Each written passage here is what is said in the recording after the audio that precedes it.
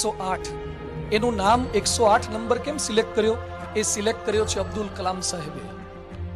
અબ્દુલ કલામ સાહેબ ઇન્ચાર્જ હતા. એમને પૂછવામાં આવ્યું કે સાહેબ રોડ પર ઇમરજન્સી થાય ત્યારે એક નંબર સિલેક્ટ કરવાનો છે, કયો નંબર રાખીશું ઇમરજન્સી જેથી તાત્કાલિક એને મદદ મળે?